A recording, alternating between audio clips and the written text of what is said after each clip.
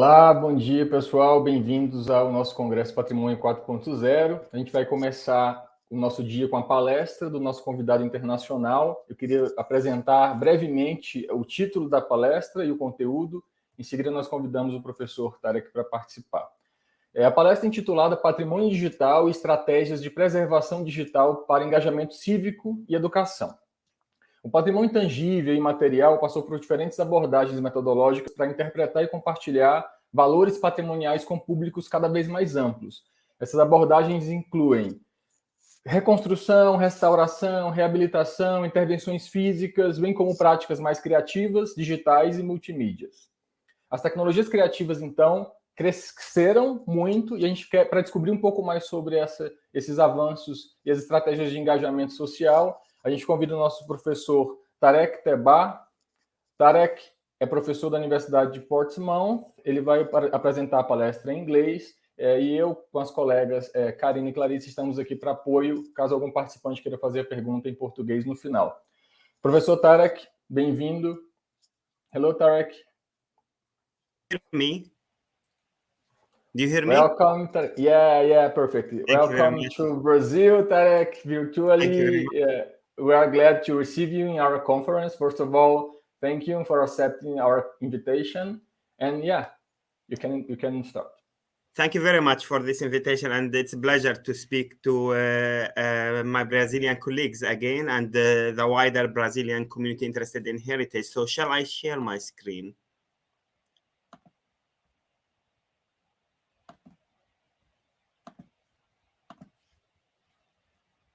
So, do you see my presentation? Yeah. The full screen? Yeah, I have one. Okay, great. Shall I start then? Okay, good. Shall I start? Yeah. Hello? Yeah, perfect, Tarek. You can start. Okay, thank you very much. And it's a pleasure to take this opportunity and speak about cultural heritage development and matters and how we deal with that in the UK context. As Kayo mentioned, my name is Tarek Teba, and I'm senior lecturer in architecture, and my background in architectural heritage and heritage preservation and community engagement. And today, basically, it's my pleasure to kind of put forward to you my thoughts about heritage and how I work around heritage preservation and community engagement. So just an introduction about myself. I am a well-engaged researcher in heritage, and I lead different research groups. There is a faculty research group about cultural heritage, but I have established two networks. One is a Middle Eastern heritage network, work around different heritage challenges in the Middle East, but also I have particular interest in heritage and conflict, but also I established a network around military heritage, or what we call future for defense heritage, focusing mostly about adaptive reuse of military heritage into civic life and how we can bring this heritage asset alive again after it's been abandoned for different reasons. So, and of course, I capitalize my work more around heritage and interdisciplinary research through my editorial work in journals.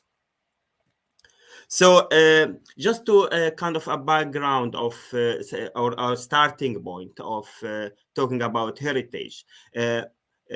My baseline of talking about heritage, that heritage is tangible and intangible, and they are not separated. So cities, for example, when we talk about built environment, it's full of tangible heritage, historic buildings, historic streets, historic gardens, but it is more fruitful and more rich about intangible social values and intangible elements and intangible memories that is related and linked and contextualized within these places and within these spaces in the built environment. So that's why is my baseline is really to start from the tangibility of heritage and move to other associated elements which are really important, but the tangible heritage hold them in a way which are the social values, cultural values, and intangible heritage. How current, my main interest also how current communities think about heritage and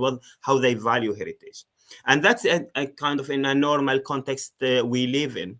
But we have other contexts. We have heritage exist or coexist, tangible and intangible coexist, but in different relationships. And I'm here talking about another passion I have about ruined heritage or ruined sites. This site is called Ugarit.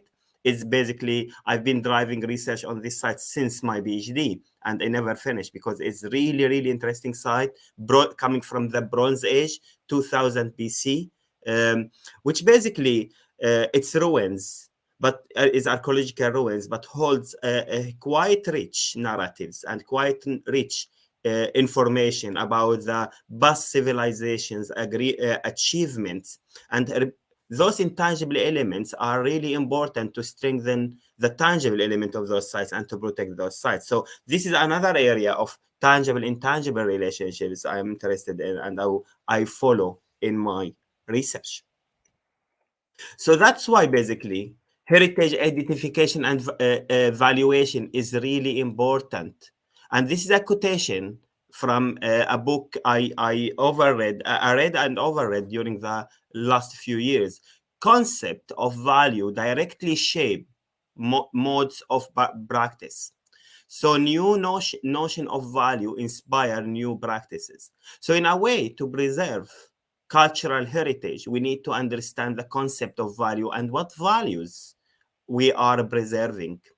But not only that, what the notion of values we are preserving, and that by default determine what practice we are using.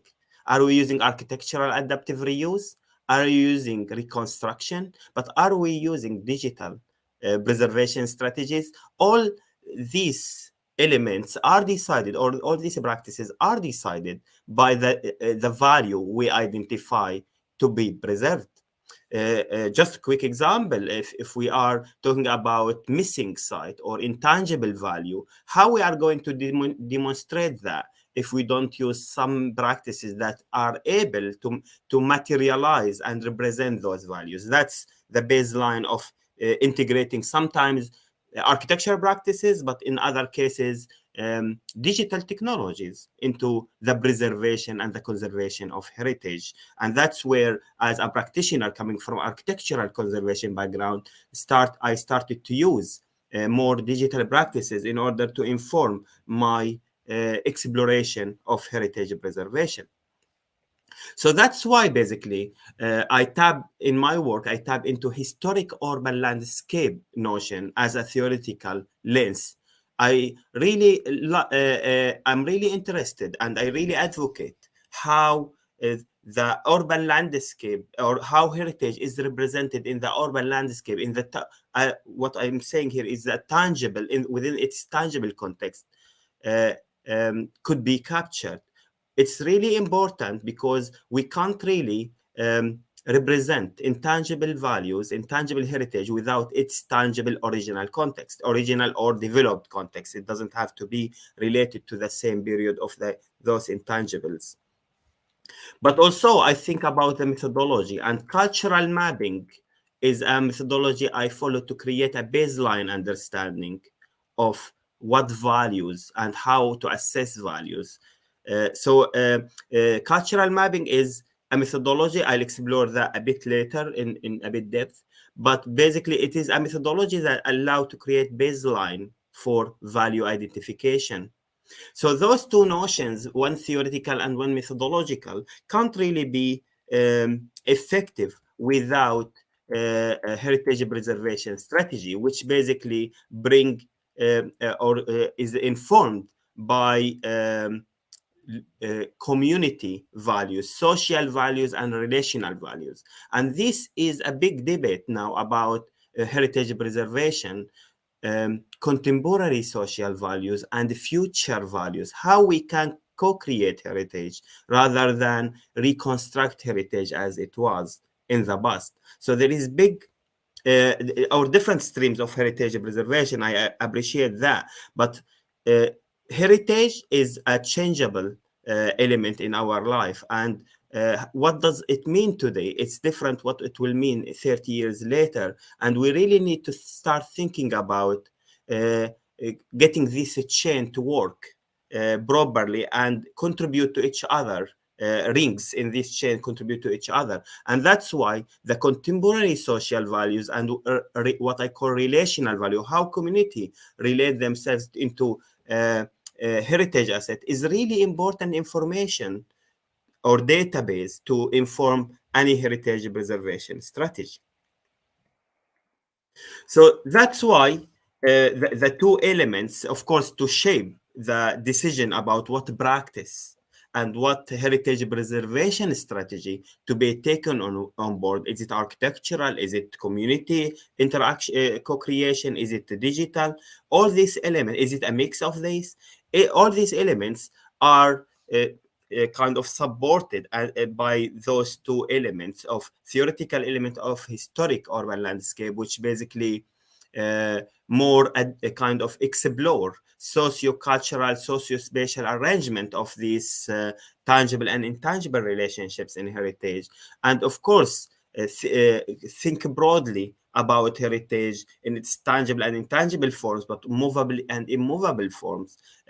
Even heritage, we talk about sometimes about heritage mobility and how heritage, especially with displacement refugees, there is a huge research stream about heritage mobility and how heritage could be reshaped and reproduced based on the context it will be displaced to. And basically, if we look at some refugee camps have been established for 20, 30 years, we can see how the culture has started to shape the built environment of these camps. But the theoretical lens is really in need of some clear methodology, which cultural mapping is really useful, because cultural mapping create or establish in-depth recognition of the unique cultural elements. But not only that, what do they mean? How they are linked to the community and how they are linked to the spatial arrangement around them. It is important methodology because it advocates co-participation. It's more an active research method where you engage community stakeholders and mapping their capacity, mapping their heritage understanding, and mapping their needs in order really to inform any conservation and preservation strategy. So I appreciate sometimes we talk about adaptive reuse of building in simple terms, but basically the good practice or the best practice of adaptive reuse need to be informed by different dimensions linked to the tangible and intangible values of the stakeholders, the users, and the future users of this site in order really to reinforce the heritage value. So that's why basically cultural mapping could be really a creative tool in order really to bring together some understanding of the site. This is coming from the city of Alexandria. Of course, it's not my work. It's referenced properly, but it is a cultural mapping of heritage assets, some heritage assets to kind of contextualize the understanding of those heritage element, tangible heritage element within the context or the social context of Alexandria. So that's why cultural mapping within the heritage historic urban landscape approach is basically to facilitate this link or the contextualization of the intangible value within the tangible historic assets any place would have. That's not only about cities, but also we talk about sometimes agriculture heritage, countryside heritage, and coastal heritage as well. So this is another kind of result of cultural mapping, more interactive co-creation, working with community and working with database in order really to bring some deep understanding of a certain area. Those are just examples to visualize what does that mean to bring cultural mapping with historic urban landscape together to create the baseline for thinking about preservation. So that's why value identification is a very hot topic. And in some countries, I'm talking here about my experience, particularly in the Middle East. In some countries, you can see top-down approach clearly manifested in the assigning of values. So basically, what happened usually is regulations of unconventional processes, and experts or panels decide what values and what buildings are valuable and what buildings are not valuable, in a way to add historic building and historic assets into the list of preservation or protection. That's good to a certain extent, but that is really missing the whole point of heritage and the whole point of value identification. Because to preserve heritage, we need to preserve first and foremost the understanding of heritage before we preserve, or as a way to preserve, the tangible evidence of that heritage, if it's a building, if it's a statue, or even if it's a historic garden.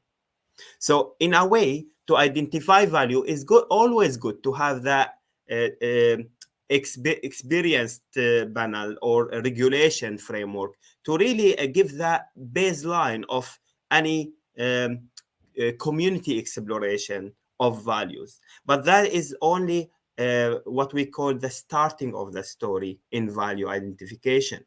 And value identification, as I advocated, and I have seen some emerging, but not really still in complete way, in even developed countries, is about really capturing other dimensions to reconcile this top-down approach by a bottom-up approach. So I'm not really the advocate of a bottom-up approach only because it doesn't work as well. It's this relationship between top-down and bottom-up approach to take every stakeholders on board, community as stakeholders, owners as stakeholders, but also kind of heritage bodies and heritage organization and regulations as another stakeholders, expert included.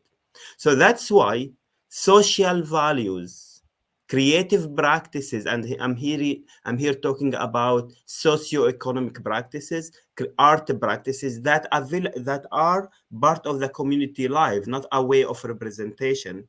So capturing on those historic, traditional, creative, socio-economic practices, but also not to forget everyday narrative, people perception, people way of using that heritage asset is really important in order really to inform its preservation. Because when we preserve a site, we need to work with the snapshot of its reality now, tapping into its history in order really to start identifying what values we need to take forward in our preservation strategy. So that's why part of my work in the Middle East, I've tried to, with a team from Alexandria University, to start building more what we call a tailored procedural framework, which basically start taking all those notions into account. So taking the expert or the official process, which basically top-down approach, but also reconciling it by notions like what I've been talking about, historic urban landscape, cultural mapping, and values in terms of theoretical and methodological strategies, but without forgetting the input from the local context in terms of tangible context that come through more in depth through the top-down approach, but also the intangible context, which we come through working and co-creating those values with community in order really to establish that framework in a clear way and establish the process of identifying values and interpreting heritage. So in a way, what we did in Alexandria is basically, you can see two diagrams, one to the right, which basically the existing formal process, and one to the left is the proposed framework. A team of researchers and myself have been working into challenging the existing context. So we didn't start from blue or from our own argument. We started from analyzing the current process of value identification and started identifying gaps and processes, of course, positive attributes and negative attributes, because the idea of challenging the formal process is basically many valuable assets in the city of Alexandria are not recognized as heritage. So developers, and this is the main problem of heritage, developers are taking the advantage of that to remove this heritage asset and develop the site into a new use, completely new, not related at whatsoever into the site story and the site heritage.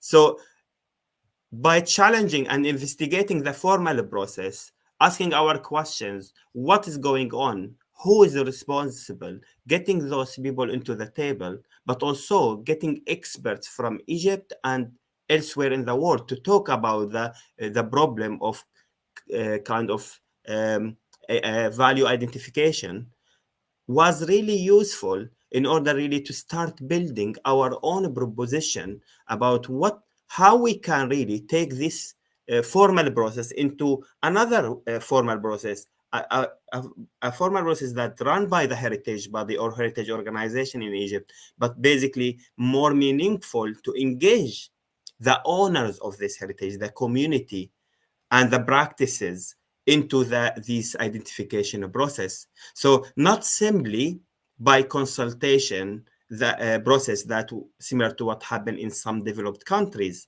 because also consultation process has some shortcomings that basically it's of course better than non-engaging community scenario, but also consultation is a superficial process into understanding heritage. This understanding heritage needs co-working, need methodological approach to establish the value with people, with community who really use that heritage and who has a link to that heritage, who are the local communities and local stakeholders. So that's why basically understanding heritage as discourse is one step into that long journey in preserving heritage. So when I refer to heritage as discourse and community narratives, is basically being analytical about understanding, being critical about understanding the heritage beyond its tangible manifestation. Currently, we are developing from the previous work I have just shown you with the same researchers from Egypt into developing some work on a specific site on Egypt, which basically part of the British colony in the past, abandoned, to explore is that site still valuable and test heritage as discourse, as a notion. Is it working? Will it work to preserve such sites that the top-down approach completely neglected? But also, we are using as part of cultural mapping, we are emphasizing on community narrative analysis in order really to understand what this site means to community, establishing narratives before moving into the reconstruction of or identification of values. So that's why critical heritage to deal kind of is a essential component to deal with people, power, and discourses. And narrative analysis is to reconcile the top-down approach and create this argument around the relationship between community narrative analysis and authorized heritage discourse, which basically is very criticized recently in literature, very criticized discourse, and basically it's what resulting in ignoring many heritage assets from protection, but also what practices and what heritage practices we perform to represent and map all these analysis, kind of using mapping, for example, mapping those narratives into the urban landscape, or using more digital augmented tools in order really to manifest those narratives into community and into public. So those questions, of course, it's emerging and developing research, but they are key questions in order really to start thinking critically about heritage, not because heritage is not a straightforward design project. It is a very in-depth process that really need iterations and reflections.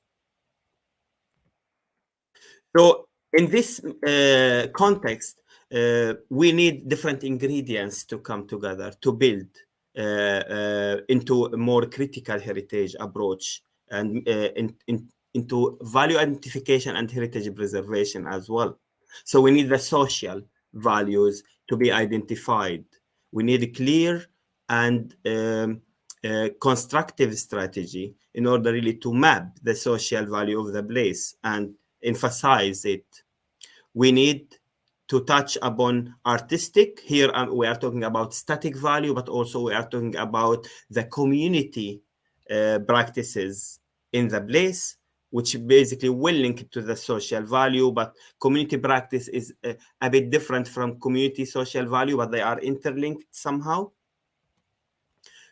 And we don't forget that if we need to tap into sustainability and sustainable development, we need to consider other dimensions like environmental, political, and economic dimensions in order really to make our heritage sustainable. So the idea is not about preserving heritage, it's about sustainably preserve heritage, engage community, and make this heritage sustain for future generation. Going back to the basic definition of conservation, prolonging the life of heritage, bringing it to the present and sustaining it to the future. And that's what basically what is the baseline of any complex framework would be generated to do so, in different ways, of course.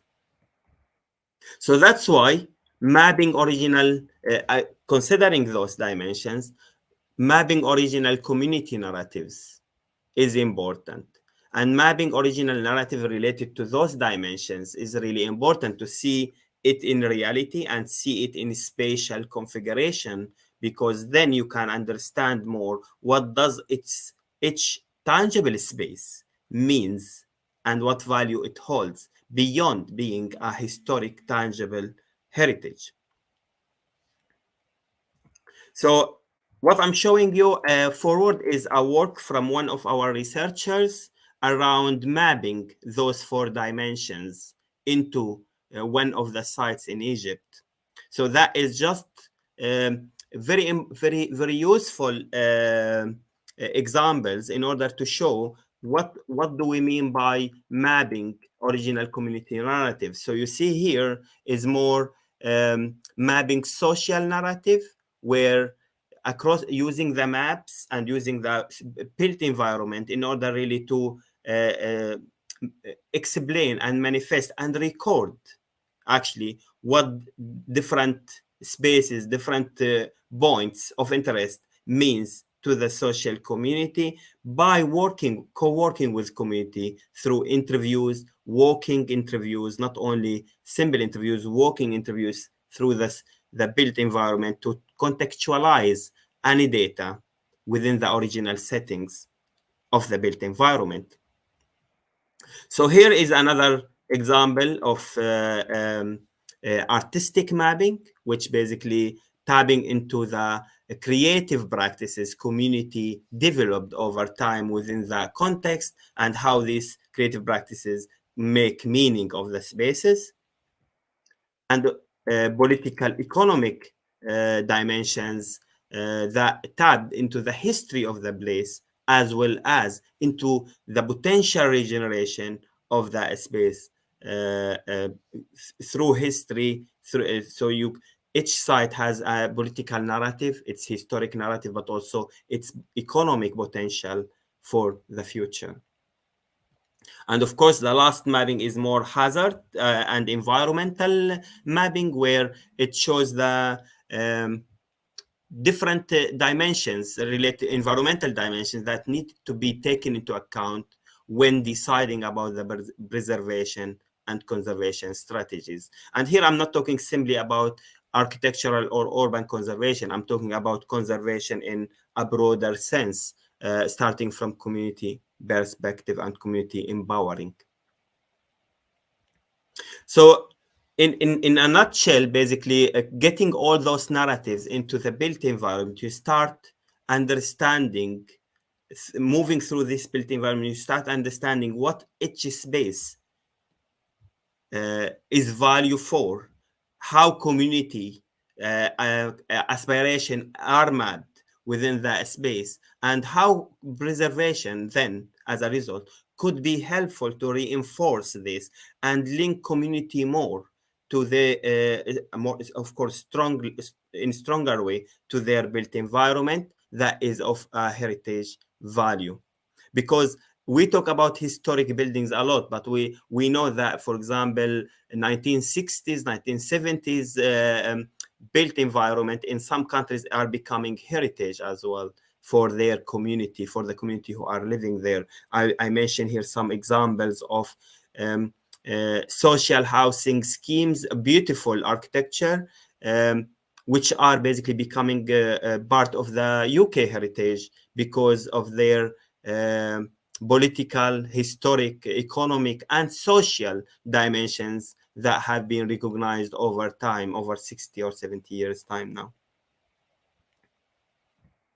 So that's why, basically, when we start understanding the narratives and we start understanding the links between narratives and the built environment, we start thinking about heritage preservation. But another dimension linked to heritage preservation is basically, what does that mean to community? Because heritage is an element that contribute in a way or another to community resilience. A very interesting project we run in summer 2022 is basically to explore how heritage, it was COVID, it was COVID lockdown, proper lockdown in different countries. But we started to explore how heritage, particularly we focused on vernacular heritage, how vernacular heritage has been helpful for community resilience during lockdown. So we explored a site called near Alexandria. It's vernacular site, it's vernacular town, and we started exploring how social interaction has been in these vernacular settings in comparison with new urban sprawl. So, of course, I appreciate all of you know how new urban sprawls are becoming to more uniform typology, just based on car use in particular, and kind of making arriving to the house easy by car or by bus, etc. So all this transport infrastructure is arriving to the kind of very close to the architectural and landscape settings of the built environment. I'm talking here about new urban sprawl, which basically means missing, or the new designs of the designs of new urban sprawl missing this hierarchy that vernacular architecture offered in the past between public, private, and the is missing the middle scale between them, the semi-public space, where a space it's more related to the community socio-economic activities. So that's where we started in this vernacular context. We started identifying 3 key sites in this town in order to investigate more what the social interaction and why the social interaction has been at that level during COVID lockdown in comparison to another study we did in the new urban sprawl area. And the study included questionnaires, interviews within the sites, but also mapping or empirical studies analyzing what's going on through researchers' observation of the site use, how community use the site. So that's why we started thinking, the empirical studies started identifying key attractive buildings that are related to the cultural, religious, and social activities of community, in order really to understand how those buildings are mapped in relation to the those key urban spaces we wanted to explore, and then how the social interaction in those spaces has been mapped according to those buildings and to those public spaces. So we started developing some kind of drawing-based exploration in order really to understand more the focused area, the characteristics, the geometry, as well as the relationships between them at 3D level, in order really to map that into the external audience reading our work or exploring our work. And then based on that, we started focusing on each space in order really to understand two levels of interactions. And you can see here, although we are focusing on one public space, a block of buildings that create another level of semi-public space. So you see here, if you see my curves, you see here, this is still a semi-public space within the vernacular environment, but this is the blocks were creating another semi-public space between them, which related to the families, only the families living on those blocks. And we have been mapping the social interaction. You see the color referring to the bar of interaction as it goes up. And you see that in both scales, there is high level of interaction in certain spots where community used to interact and communicate. And they continued to do that during COVID. From questionnaires, we found the community, in comparison to the new urban sprawl, the vernacular community have been feeling more safe, more trusting each other about COVID arrangement, although they were following the procedure of 2 meters apart from each other, but they were able to come into that protected space within their urban environment to create or to establish some social interactions during COVID time. And this is a great deal for COVID, because in the new urban sprawl, we clearly recognize people go from the car or from the bus directly into their flats. No social interaction into the gardens that around those flats, mainly because they are quite open. They are very public. The new urban sprawl was missing this semi-public scale or entirety that allow people to feel more close to their own community. So you can see these are some mapping of the social interaction during the spaces, and we started kind of putting the colors we used in the map into the photos in order really to show the intensity of social interaction between community. So you see, basically, it's look like kind of normal life, kids playing, women sitting, chatting in that semi-public space based on, cultural and religious values as well. They need to be more protective space. Men were chatting in other corners, other points of interaction, and the life continued during COVID to maintain this social interaction and get the social support to each other by each other. Of course, we didn't forget to start digging into archive to understand more what the, of course, creative practices this community has, and start to understand from interviews, are they still linked to it or not? So to understand also how creative practices or how socioeconomic practices has been helping them also during COVID within that context, because the socioeconomic practice is well anchored to the context they have established over time. And here I'm talking about the vernacular context, which basically grow by the community initiatives. Again, I go back to the same mapping because this mapping is for the same town to just start mapping on 3D dimension what exactly means, what the social interaction meant during this COVID time. Of course, community engagement go beyond that, but co-creation is really important. But when we talk about creative and digital tools, we really need to have very important dimensions about our users and our community we are preserving this for. So that's where cultural mapping is really an important tool again, because cultural mapping allows to start understanding not only social, political, economic, but also digital capacities into the community in order really to start thinking about what digital, or what I would like to stop talking about digital. I would talk about creative and immersive experiences if we are talking about the immersive world. What immersive technologies, immersive experiences we put forward for these communities.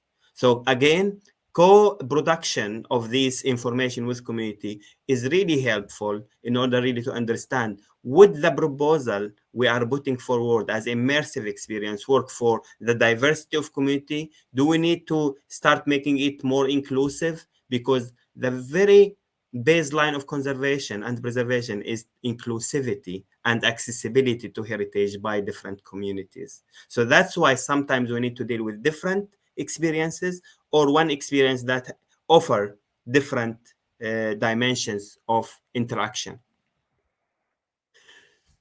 Again, I don't ignore by doing so that digital tools and creative tools has brought to light interesting scope into the built environment. This is a very quick. We have in CCI, we have the new CCI XR Center, CCI Creative and Cultural Industries faculty. And the XR Center refers to the Extended Reality Center. And this center is a new cutting edge, or accommodating new cutting edge technology to document or to use really practices and digital technologies in different disciplines. And I am one of the people who are really interested in engaging all these technologies within the heritage context. So a very quick experiments in 3 hours, I've documented with the help of a colleague and a previous student of mine in MA Conservation Architecture. We documented a historic building that related to the naval dockyard in Portsmouth.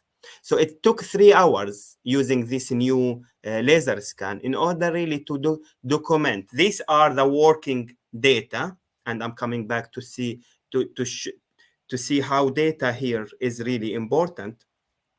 So this data is important because it is the starting point for any representation or communication or outreach strategy. So this is ours as scholars and researchers, where we work on data to start thinking about, we capture the data on site. Okay, what we do with it? This is the original data.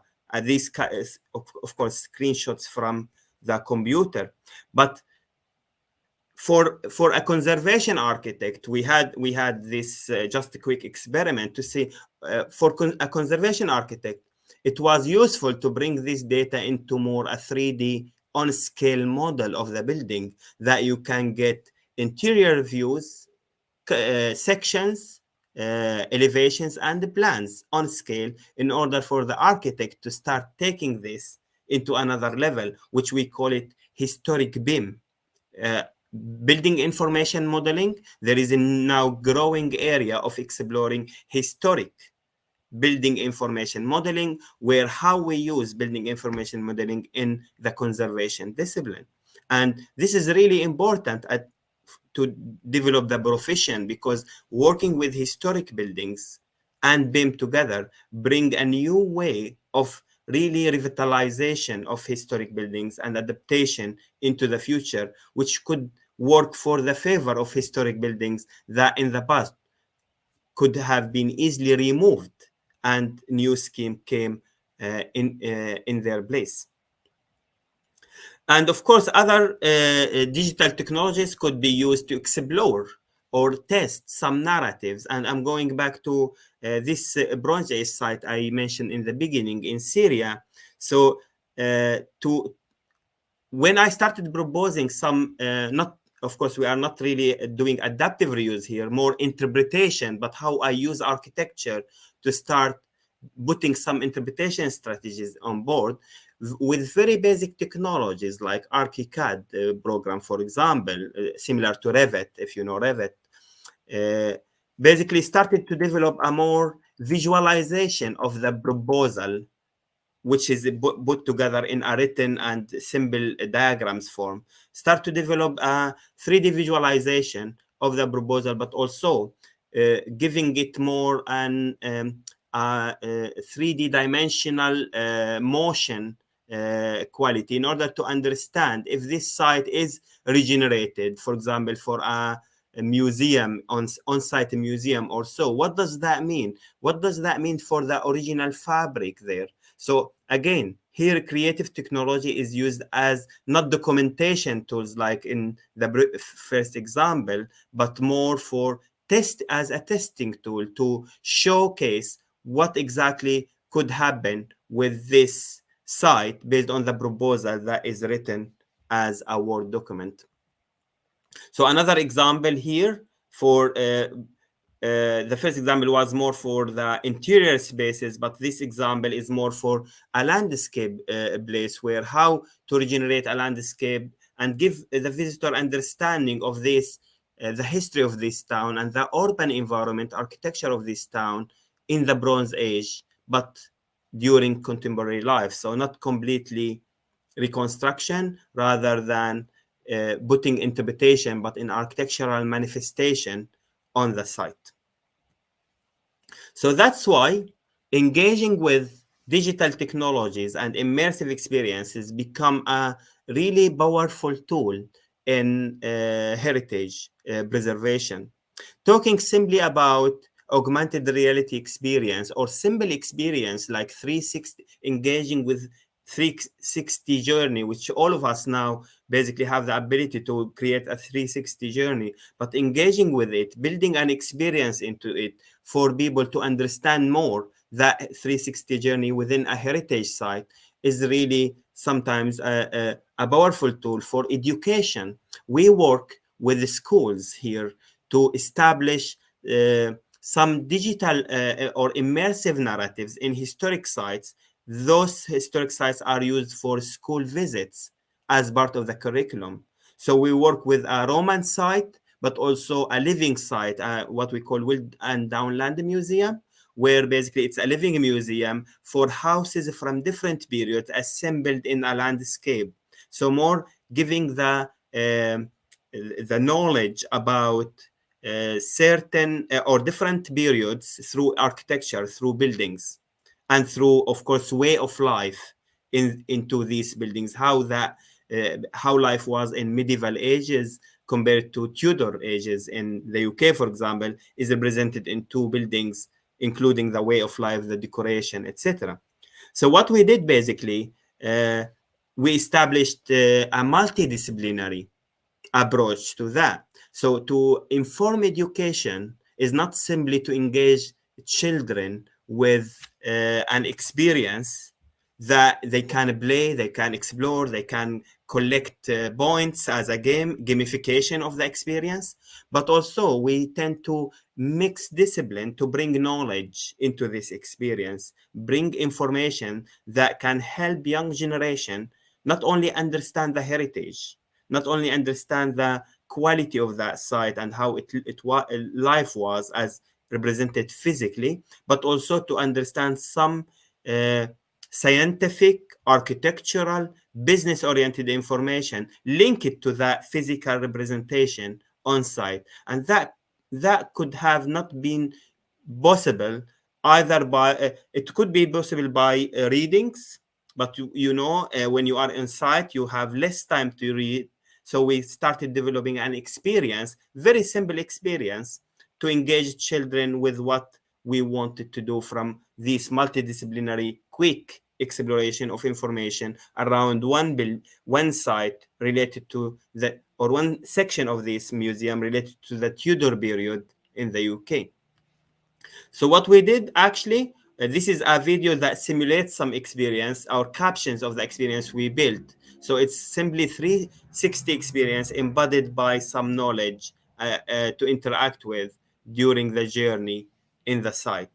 So basically, simply speaking, capturing 360 photos, as you can see, of the site. This is the site in its landscape, moving inside between inside and outside, and start, for example, in the kitchen, start exploring more narratives behind tools and behind equipments in order really to give more understanding what does that mean in science or in academia, but also some scientific information about the historic narratives of, for example, ancient animals and how it arrived to current time. In a way, embedding the experience with knowledge to advocate education as part of heritage preservation strategy. So that's why the local community engagement could include different dimensions of communities. And here we are talking about people, schools, young generation in particular is really important, and heritage organization and stakeholders to start working with them in promoting heritage, using co-creation, because heritage should be, to be preserved, should be co-created, to be sustained for the future, and of course to develop the co-creation, develop an ownership of people, like develop the people ownership of that heritage, so they take responsibility about protecting but also maintaining that heritage for and passing these values for their future generation. And that's why basically we need to start thinking about what tools, digital, immersive, creative, performance, drawing, what tools we really need to use in order really to preserve local heritage and memories related to that heritage. Oral history is one powerful tool of really preserving and capturing heritage and passing it into future generation. So that's why basically I come back to these three streams of that are related to local community engagement, which basically mapping of the assets in its dimensions, physical, tangible and intangible, using interpretation and communication considerations in mind, then engaging community with co-creating this heritage or co-identifying the values of this heritage in order really to develop the capacity for communication these heritage assets into the future. So what this model is, we are now in the process. I'm not showing the project, but I'm just explaining the project we started 2 months ago, basically around the waterfront of a neighboring town to Portsmouth, which is called Gosport. So this town, we are exploring a heritage wayfinding experience on the waterfront. So basically identifying different heritage zones in the waterfront in order really to understand different heritage assets, different heritage qualities, as a baseline to develop a wayfinding experience across these zones. In a way, basically, people, when they arrive to Gosport, the town we are working on, they start looking at the macro scale and start understanding using their phones while they are inside, only when they are inside, to find what heritage qualities, what heritage assets Gosport has, then start identifying their targets to go to, which basically could be, for example, one of the targets is that site to the very far right in the zoning, and then at that level starting to give the users or the visitors more information about these sites, different heritage assets within that site. And the next step is basically going to one of those assets in order really to experience what we call augmented experience inside the building, but link it to the history and the memory and the values of the building as identified with the local community. So in a way, allowing the heritage navigation in this waterfront to happen at 3 levels: macro levels, zone level, if we talk about those are different zones, and of course micro level, where each building will have a story and experience inside. And our approach is basically to work with public museums, public sectors, and private businesses in order really to encourage both kind of type of stakeholders, either private or public, bolster their heritage assets, but in the meantime bolster their practices, what they are offering. One of the heritage assets we are working with is a previous store, like powder store for shells, but basically now is used as a brewery, as a private sector adaptation. So putting the story for community about the original assets of the building and allowing this to function within the new practice of the building, which is as a brewery, bring more investment to the site, and the private sector start to be encouraged really to be part of that bigger project, to be generalized into the whole town. You can see there is a way for people to identify their target and start going there and experiencing something there. So it's more about allowing people arriving to this town to understand more the heritage characteristics, but also plan their day there based on heritage narratives. I hope that was helpful. There is a kind of, this is one of the short articles, but I'm talking about more how virtual reality can bring ancient cities back to life. But it was since 2020. But basically now it's not only ancient cities. I started to develop work around even living cities and how virtual reality and immersive experiences could really play a role in community regeneration. And more, we are talking about now creative places and creative communities as part of developing heritage and opening heritage to public. I hope it has been useful, and thank you very much. Any question, I'm happy to answer now, but here is my email if you need to communicate later for any question, any thoughts, or any collaboration. Thank you so much, Tarek, for a brilliant lecture, really inspiring. And let's start with questions from YouTube. Oi, Karina. Hello. I think the first question is from our Professor Fabiola. Clarice is going to brought it up. Yes, Fabiola asked this question. Do you have or know? Sorry, just a minute. Here. Do you have or know any projects or digital preservation strategies that are an example in Latin America that you can comment on? Oh, that's interesting question. Unfortunately, no. And that's something I would love to explore. But basically, there are a lot of experiments happened on Europe. And I would move from digital to more immersive. So simply from using perspective panels to kind of visualize something hidden into historic site, into really digital and virtual experience. There are a lot happening in France, in South Italy, but unfortunately, yes, I don't have any interaction yet with South America in general about heritage, and that's something I'm really interested to bring to the table. If any collaboration or any scholars are interested to build that with us, definitely that is of interest. Unfortunately, I couldn't really provide any a clear answer to this. Okay, thank you very much. I think, Karina, you have another question now?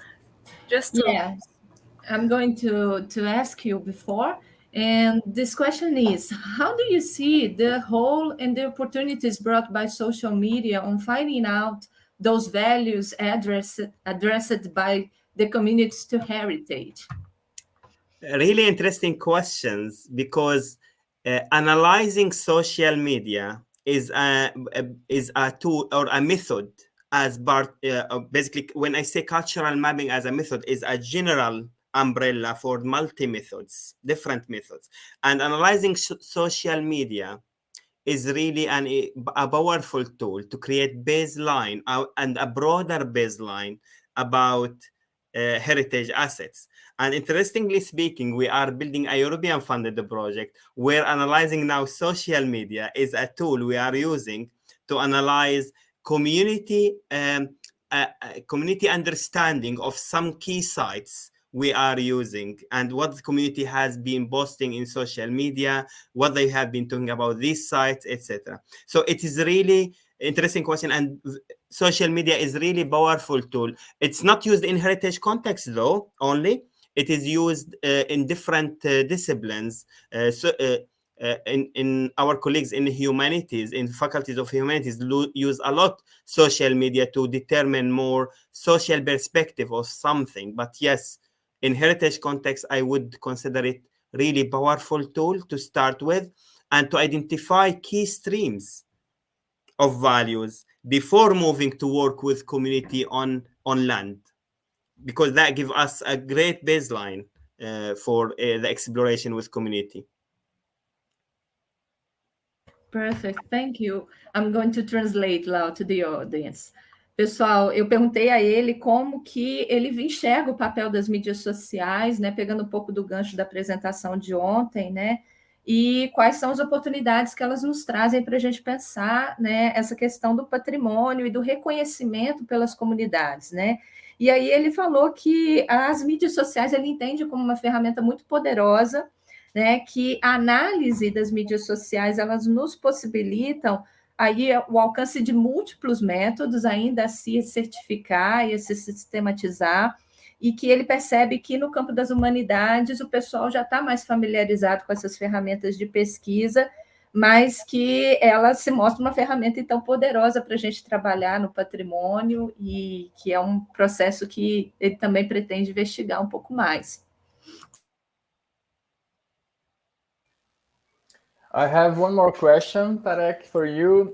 This is my curiosity about Brasilia. Once you visited Brasilia, what do you think you can emphasize the modern heritage, like for different modern areas across the globe?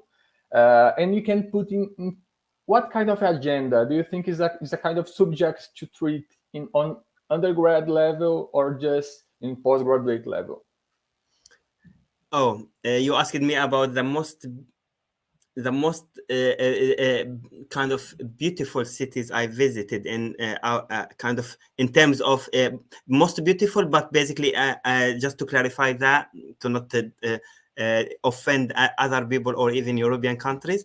Brasilia is a unique city in a way. It's beautiful for the experience I had there. So I am always fascinated about modern architecture. Oscar Niemeyer is one of the key architects I really aspire and really respect in how he developed modern architecture in Brasilia and elsewhere, of course.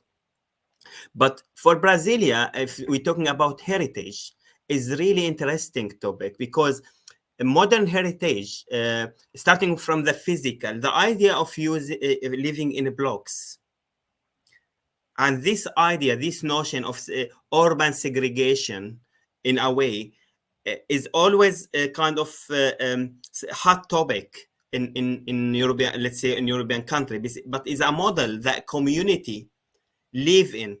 So if we really need to explore kind of heritage, one heritage dimension could be how heritage has been constructed within this way of life in Brasilia, because that's really interesting and really a fascinating topic to understand how urban decisions could really inform construction of heritage. We are talking about modern heritage now. We are talking about how many tens of years, right? So in a way, this is one of the dimensions, or intangible dimensions, I would love at some point to explore how the construction of heritage happened and is kind of influenced by the urban decision of Brasilia. And if I move from block, I would move to the city.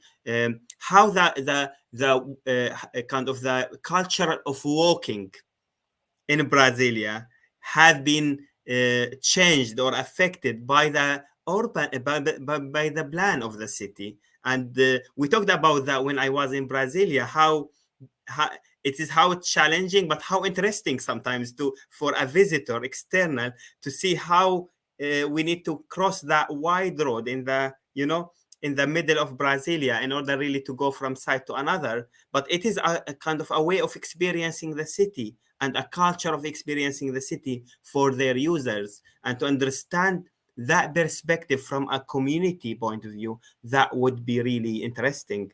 That I mean, there are multiple other research could happen. For example, the building we did we did the activity in that long, nice, long brutalist building in the university. That is and with other brutalist buildings, but that building in particular has its unique culture in a way. It's unique.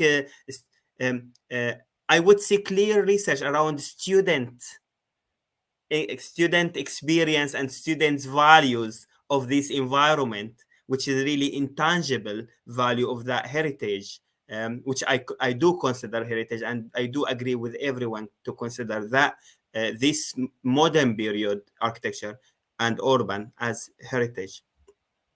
But there are many, Caio. Maybe you need 1 hour to translate now. Sure.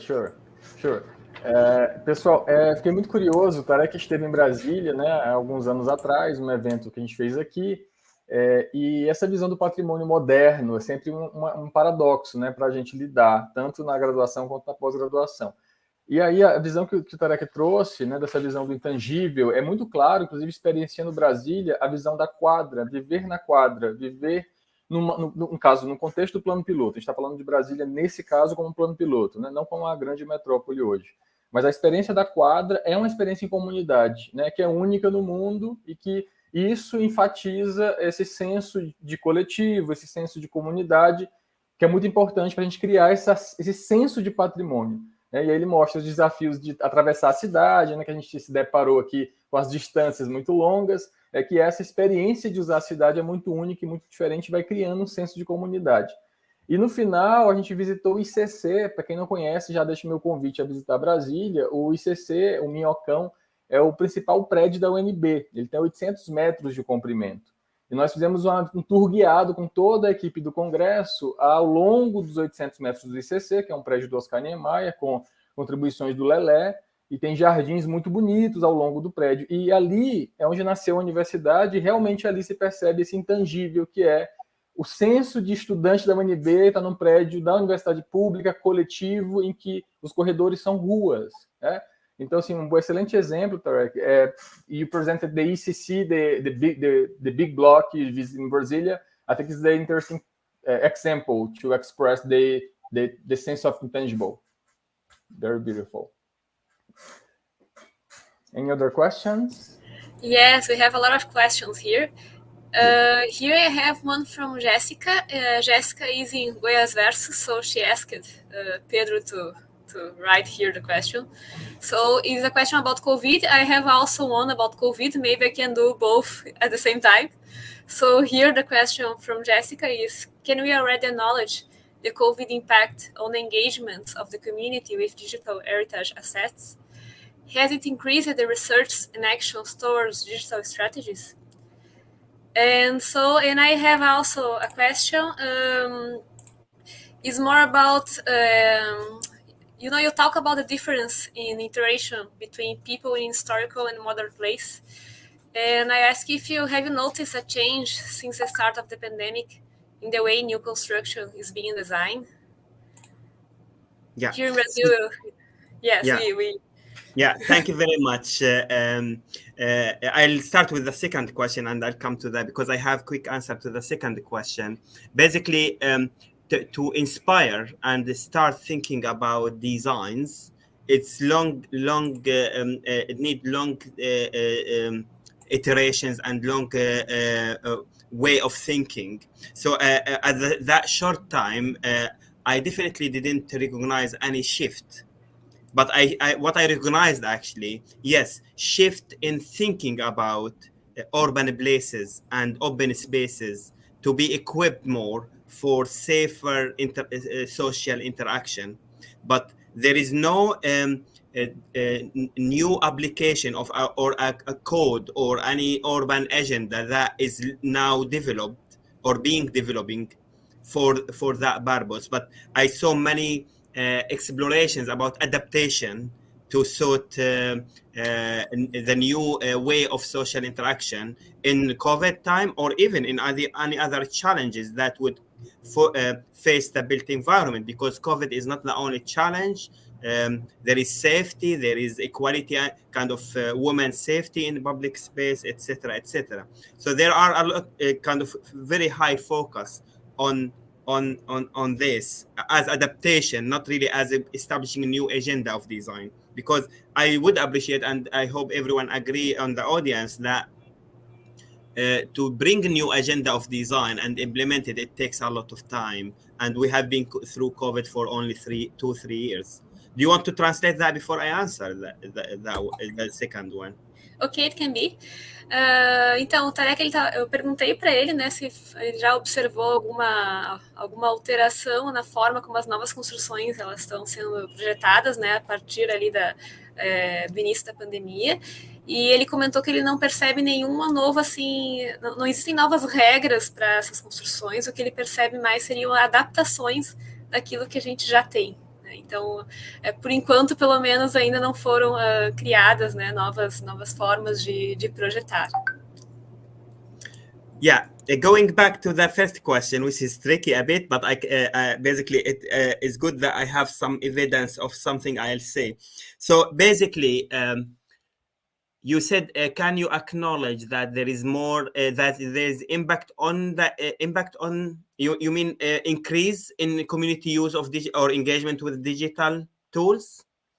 I can tell you from UK perspective, there has been, during COVID, there has been a lot of work on digitization of experiences of museums and heritage assets that had to close during COVID. But in the meantime, there have been worries about how this in the future will have impact on community coming to those spaces and experiencing those spaces. That's why there was a very careful move into what is put outside in digital form and what has been put, what shouldn't be put or should be put for temporary time just while the COVID is on.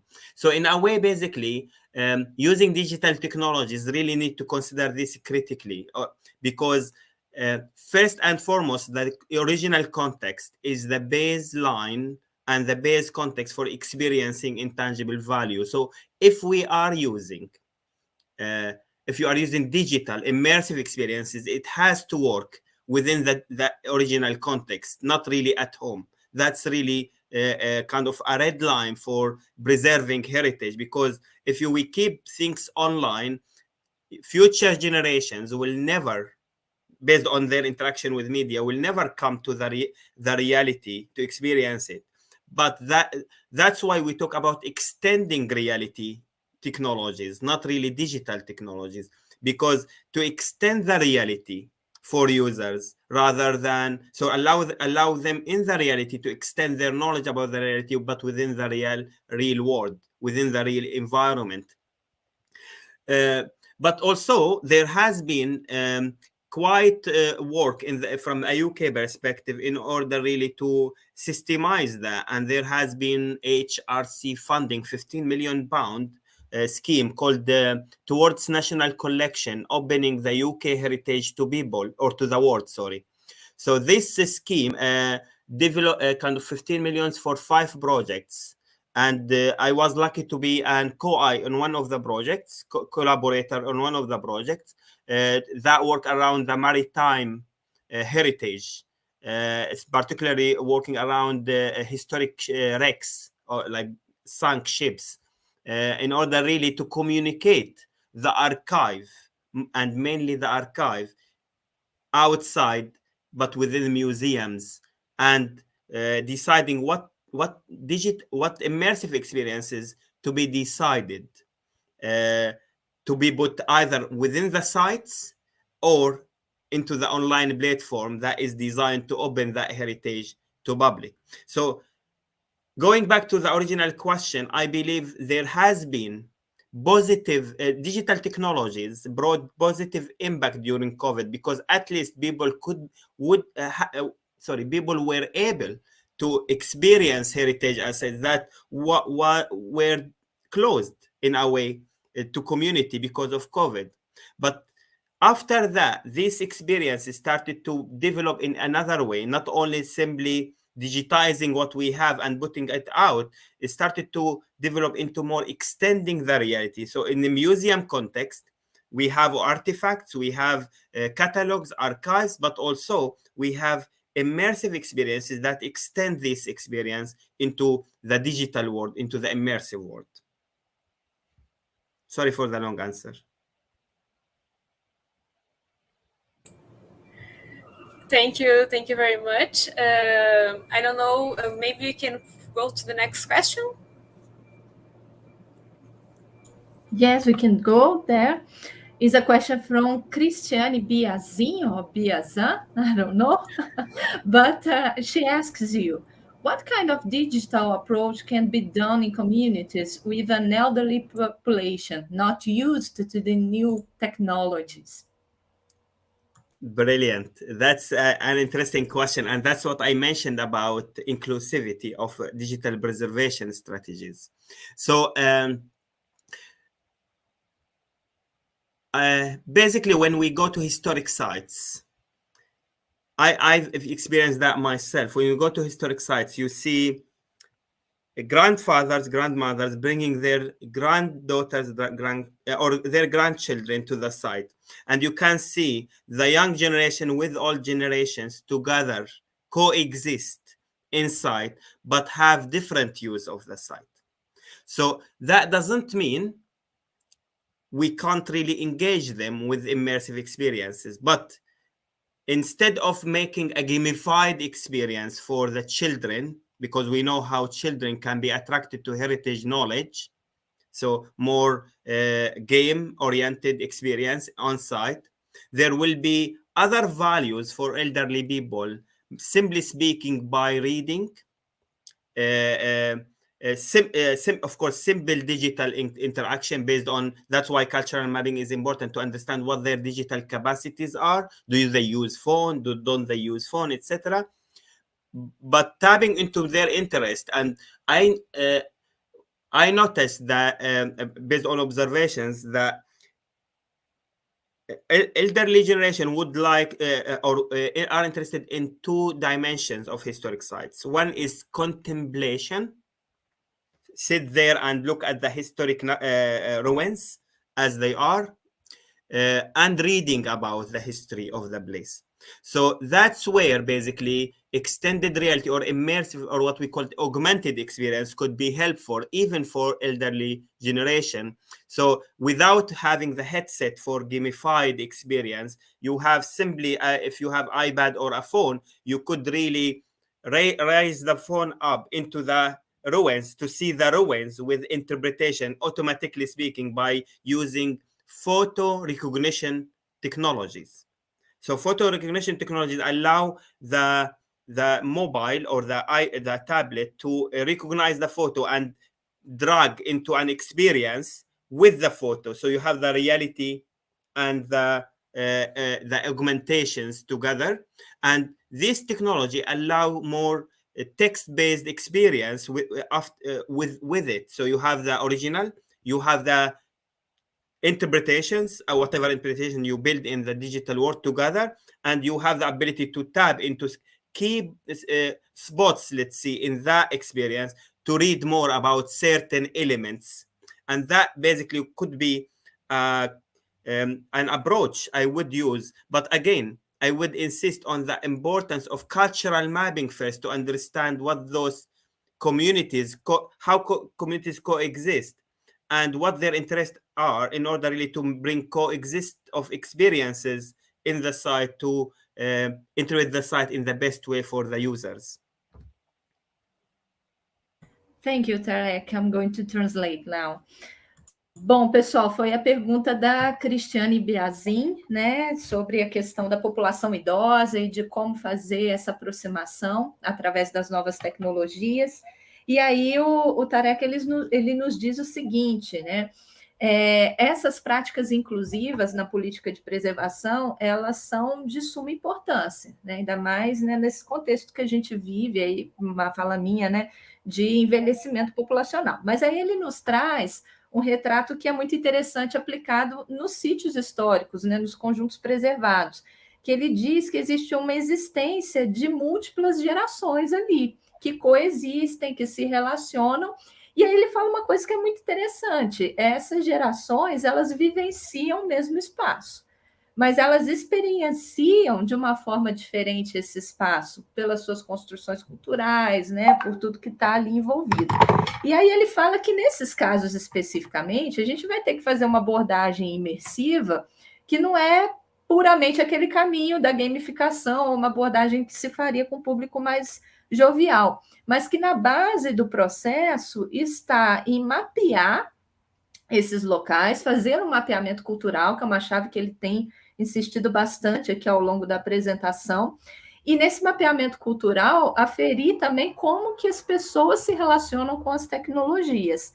E aí ele fala, né, que essa forma também de relacionamento com os meios históricos, com os sítios históricos, ela se dá em duas dimensões, que é uma dimensão contemplativa, né, ou seja, daquilo que está ali posto, né, do que permaneceu, e uma dimensão que é uma dimensão de leitura dessa história, né, e de conjunturas e de conjecturas, né, que se faz a partir daquilo que está ali.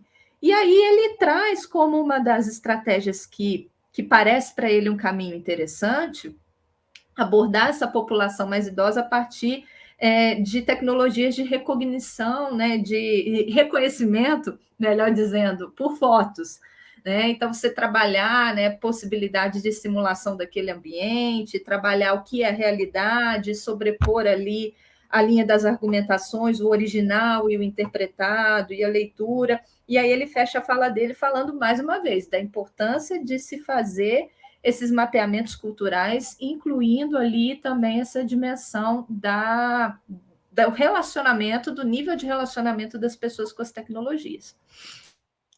If I can add two words to that, inclusivity is a big topic in heritage, and now, for example, audio technologies and even touch technologies is used in heritage context to bring heritage even to people with some special needs as well.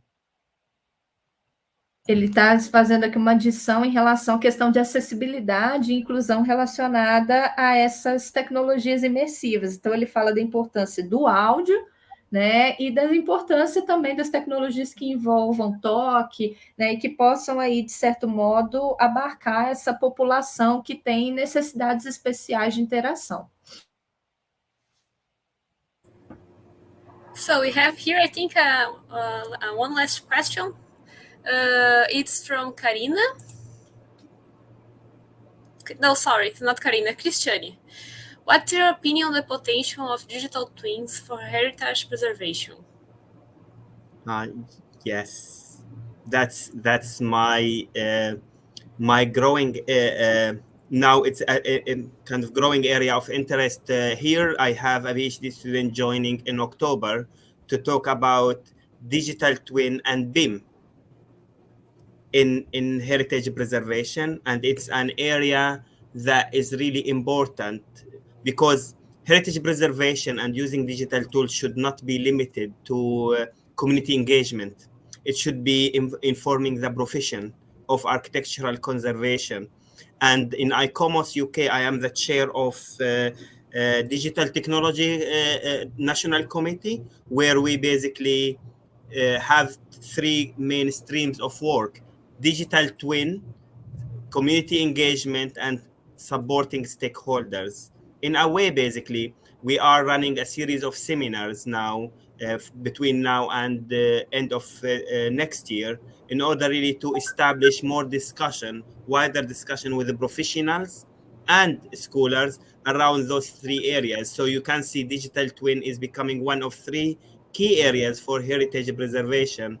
And I believe it is really important because, and it, of course, it needs a lot of support. For example, we have a scheme called the continuous professional development programs, where universities with the heritage bodies or with anybody to develop the profession in certain area, and digital twin is needed basically in conservation practice in order really to develop professionals in using BIM and new technologies in their practice, mainly because basically this over time allow proper recording of heritage, and allow recording of the conservation approaches that establishing the historic in the future there will be historic layers of this of the story of this building.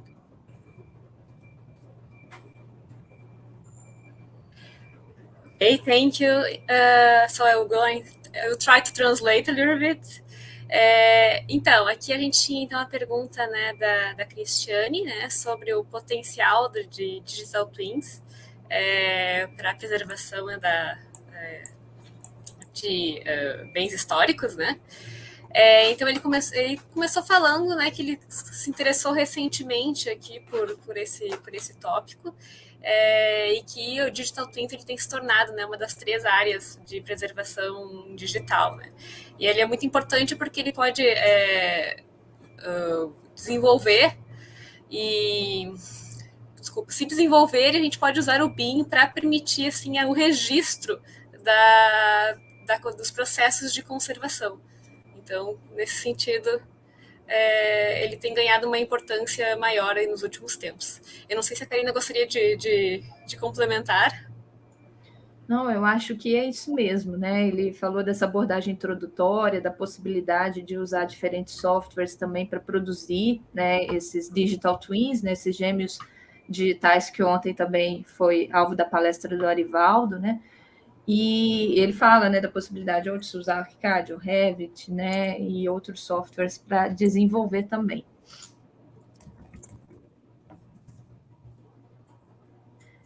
Eu não sei se a gente já está caminhando para o fim. Será que dá tempo para uma última questão? Talvez dê. 10h30 começa o minicurso, né? Ai, meu Deus. Maybe the last one, yeah. The last one. Tarek, it's a more broad question, more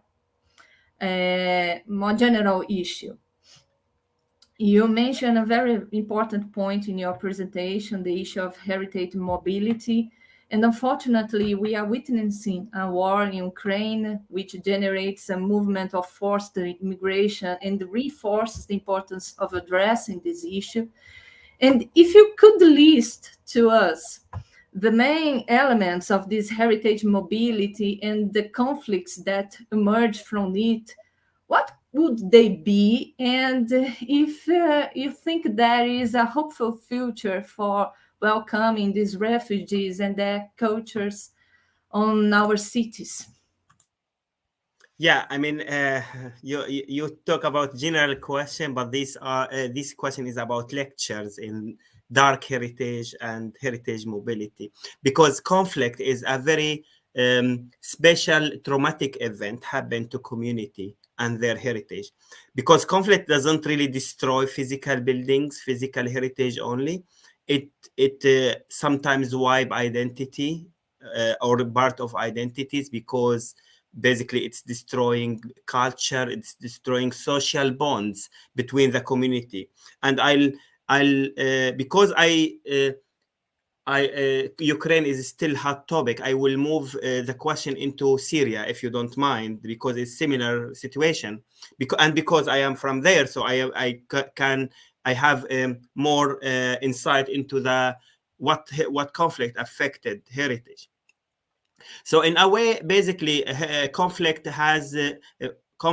is a kind of an element that divides communities, and that is the first point if basically affecting heritage, because the social bonds is one of the key heritage elements within, I would say, knowing the Syrian community, being Syrian, is one of the key elements in our culture. But moving to displaced community, when community are displaced, so they are really displaced from their local context, from their local cities, local built environment.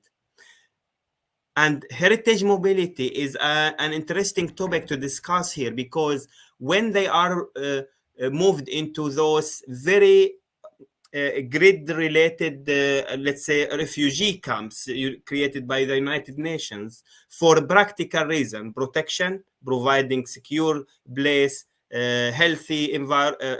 relatively healthy environment.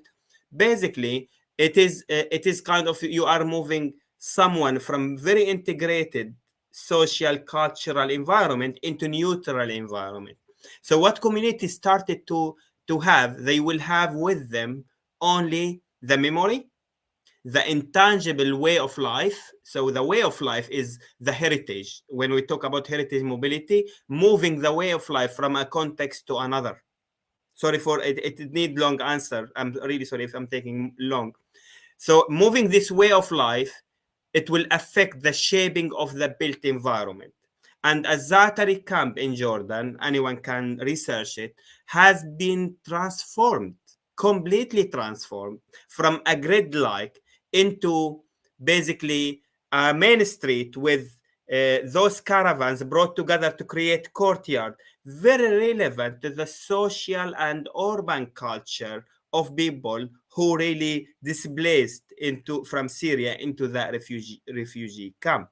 So we see clear impact onto the urban environment of the camp, transformation of the camp by the need, basically, to address these social links, this way of life, but the way of even organizing the shops in the streets, what they write, etc. So it's more moving to moving the neutral area, the cultural memories, social attributes, is transforming the built environment completely. And that's what I consider basically heritage mobility.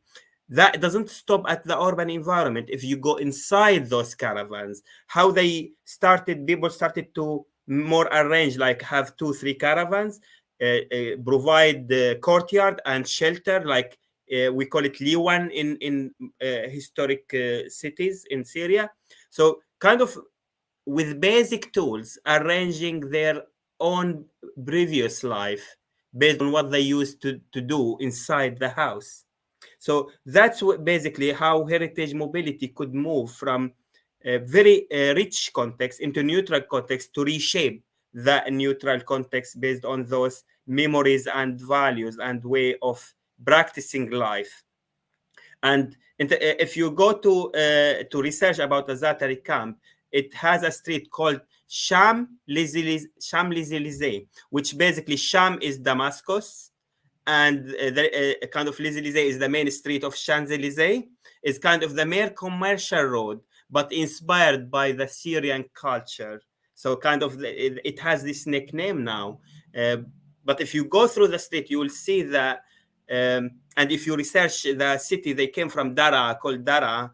It was all over the news. You will see the similarity between the past photos of Dara before the conflict, of course, and how it's reflected in the urban environment in the camp.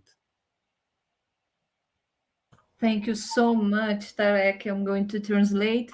Gente, em linhas gerais, porque o nosso tempo já se esgotou, mas o Tarek ele fala, né, que os conflitos eles são eventos traumáticos porque eles destroem não só as construções, o ambiente construído, como também a identidade dos povos.